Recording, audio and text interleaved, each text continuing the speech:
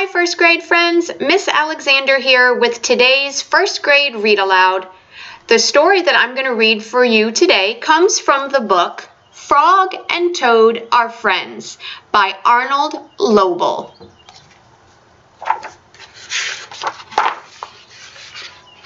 Here is our table of contents, and the first story is called Spring.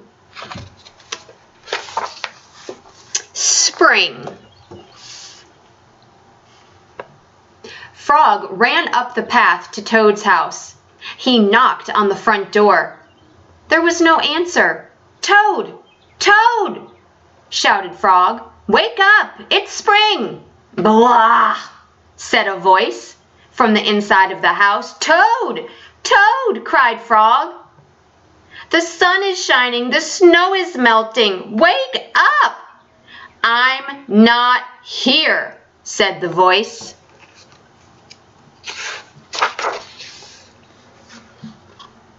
Frog walked into the house. It was dark. All the shutters were closed. "Toad, where are you?" called Frog. "Go away," said the voice from the corner of the room. Toad was lying in bed. He had pulled all the covers over his head. Frog pushed Toad out of the bed. He pushed him out of the house and onto the front porch. Toad blinked in the bright sun. "Help!" said Toad. "I can't see anything."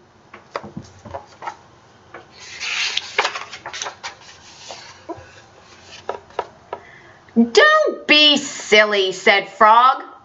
"What you see is the clear, warm light of April, and it means that we can begin a whole new year together, Toad.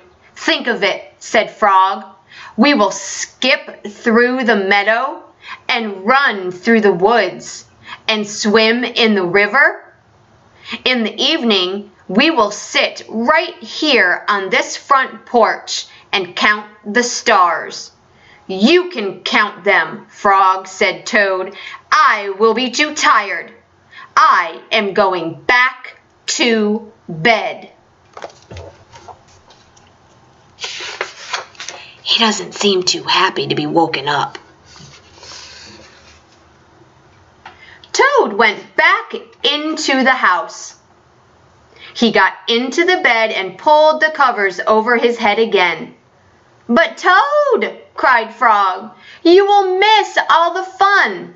"Listen, Frog," said Toad. "How long have I been asleep?"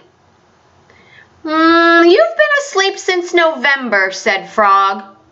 "Well then," said Toad, "a little more sleep will not hurt me. Come back again and wake me up at about 1/2 May. Good night, Frog."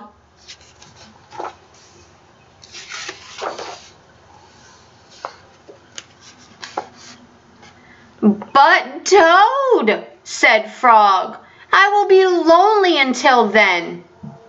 Toad did not answer. He had fallen asleep. Frog looked at Toad's calendar.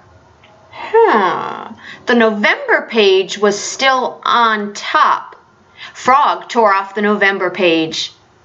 He tore off the December page, and the January page, the February page, and the March page, and he came to the April page. Frog tore off the April page too.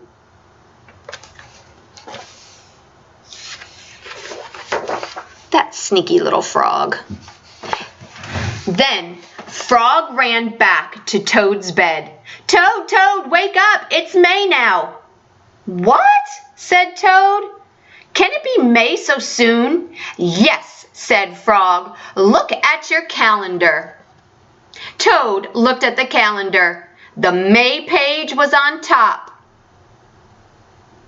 "Why, it is May," said Toad, as he climbed out of the bed.